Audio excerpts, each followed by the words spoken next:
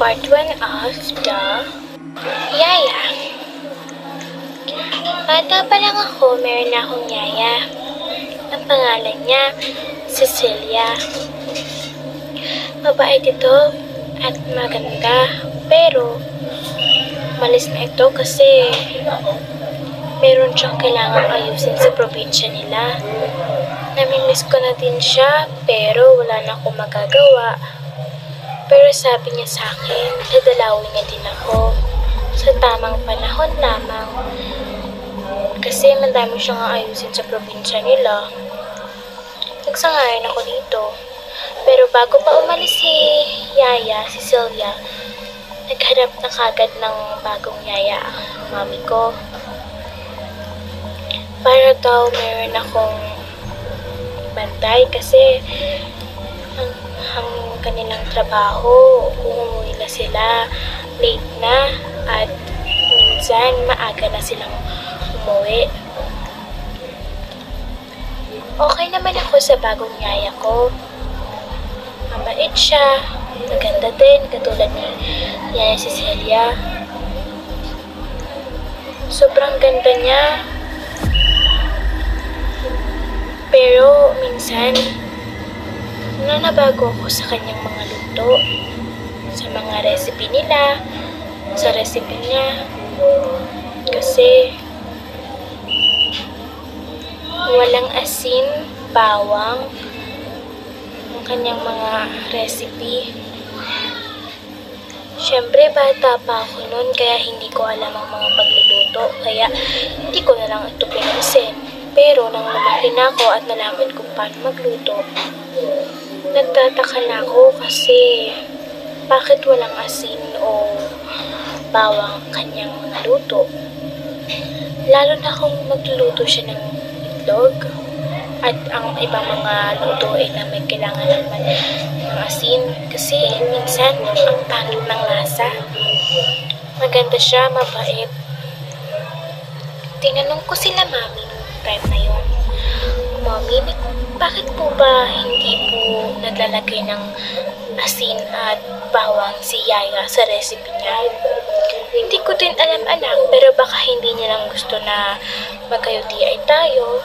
Hindi lang siya siguro gusto na magkasakit tayo.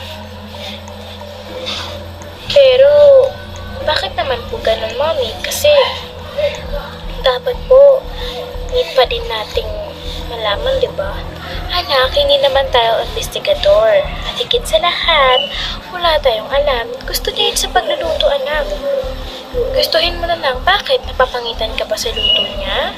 Hindi naman po sa ganun, Mami, nakakapagtaka lang.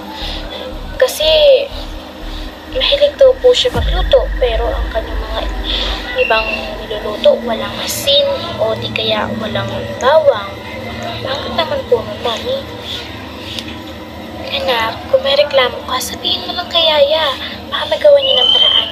Huwag sa amin, anak, ha? Kasi madami kaming ginagawa. Sige po, Mami. Nagtaka ko kasi para bang baniwala lang ito kila Mami. Hindi ko na lang pinansin. Isang araw, lumipas ng isang buwan, at daming nangyayari dito. Nang dumating nga si Yaya, at dami na ng mga masasamang nangyayari. Minsan ang iba na nakikita sa mga bundok na walang dugo, nakabulwakang mga tiyan ng mga buntis. Napapagod ang mga pulis na mag-imbestiga kasi hindi nila malaman kung sino ang gumagawa nito. Hindi ko alam, pero hindi pa rin nila malaman. Umabot na ng 2 buwan, hindi pa rin nila malaman kung sino ang gumawa nito.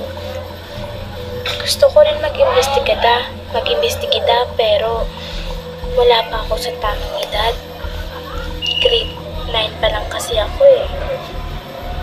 Gusto ko naman malaman kasi bata ako.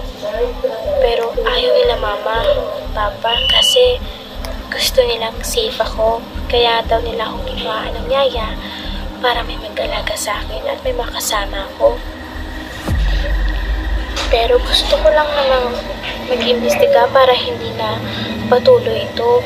Pero sinabi ni Mommy, huwag na lang daw ako mangialam. Hayaan na lang daw ng mga pulis na gawin nila ang trabaho nila. Pero paano yun? Hindi nila mahalaman kung sino gumagawa nito. Kung walang nakakaalam, lahat mapapahamak. Alam ko, bata pa ako, pero kailangan ko din tumulong sa bayan namin. Nagtaka ko kay Yaya kasi wala din siyang pakialam dito. Para bang minsan, wala siyang ginagawa dito. Minsan may napupuntang pulis dito para mag-imbestiga. Pero walang paki si Yaya. Pero minsan, natatakot siya. Kung may dala akong asin, para bang aalis siya sa akin. Para bang takot na takot at hindi siya mapakali. Lalo na kung may dala akong bawang. Nagtaka ko, hindi kaya si Yaya merong kinalaman sa mga nangyari? Ito yung part.